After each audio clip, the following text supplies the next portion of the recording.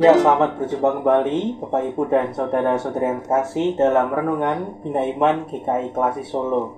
Mari sebelum kita memulai renungan kita pada hari ini, mari kita bersatu di dalam doa. Kami bersyukur Tuhan untuk segala bentuk berkat-Mu bagi kami. Kami juga bersyukur atas waktu yang Kau telah sediakan bagi kami pada saat ini, sehingga kami dapat bersama-sama untuk merenungkan firman-Mu. Tuhan, kiranya firman-Mu ini dapat kami resapi dan dapat kami lakukan dalam kehidupan kami masing-masing. Tuhan, berkati juga hamba-Mu ini yang akan menyampaikan firman-Mu agar sesuai dengan kehendak-Mu. Hanya di dalam nama-Mu Tuhan Yesus Kristus, Juru Selamat kami. Amin. Ya baik Bapak Ibu, bacaan kita pada hari ini saya ambil dari Pengkhotbah pasal 3 ayat 1 sampai 5 dan ayat 11. Pengkhotbah pasal 3 ayat 1 sampai 5 dan ayat 11. Untuk segala sesuatu ada masanya, untuk apapun di bawah langit ada waktunya. Ada waktu untuk lahir, ada waktu untuk meninggal, ada waktu untuk menanam, ada waktu untuk mencabut yang ditanam, ada waktu untuk membunuh, ada waktu untuk menyembuhkan, ada waktu untuk merombak, ada waktu untuk membangun, ada waktu untuk menangis, ada waktu untuk tertawa, ada waktu untuk meratap, ada waktu untuk menari, ada waktu untuk membuang batu, ada waktu untuk mengumpulkan batu, ada waktu untuk memeluk, ada waktu untuk menahan diri dari memeluk. Ayat yang ke-11. Ia membuat segala sesuatu indah pada waktunya, bahkan ia memberikan kekekalan dalam hati mereka. Tetapi manusia tidak dapat menyelami pekerjaan yang dilakukan Allah dari awal sampai akhir. Demikian firman Tuhan. Pantare kai uden menei merupakan perkataan yang terkenal dari seorang filsuf yang bernama Herakleitos, yang artinya semuanya mengalir dan tidak ada satupun yang tinggal tetap. Jadi saudara-saudara, jika diibaratkan ketika kita berada di aliran sungai, maka kita tidak bisa turun dua kali ke dalam aliran sungai yang sama. Artinya adalah sungai selalu mengalir, sehingga seseorang yang turun ke dalam aliran sungai yang sama, maka mereka akan dialiri oleh air yang berbeda. Nah, saudara-saudara yang terkasih, hal ini membicarakan tentang perubahan. Seperti yang kita tahu, perubahan merupakan suatu hal yang dekat dengan kehidupan kita. Namun meskipun begitu, masih ada hal yang tetap. Maksudnya apa? Misalnya, tadi tentang sungai.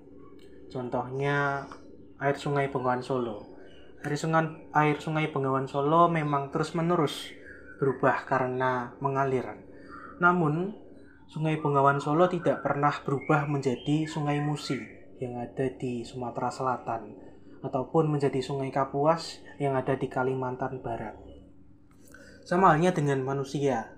Misalnya, saya mengalami berbagai perubahan fisik seperti tumbuh kumis, tumbuh brewok, tetapi sejak anak-anak hingga lansia, saya tetap dikenal sebagai Gilbert. Nah, hal ini ingin menunjukkan bahwa memang segala sesuatu berubah, tapi ada hal yang tetap atau ada hal yang bertahan, yakni identitas.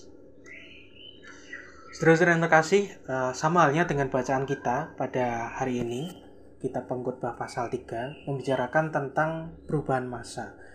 Masa yang ada dalam penulisan kitab Pengkhotbah pasal 3 ini merupakan suatu kurun waktu tertentu yang ada awalnya dan ada akhirnya.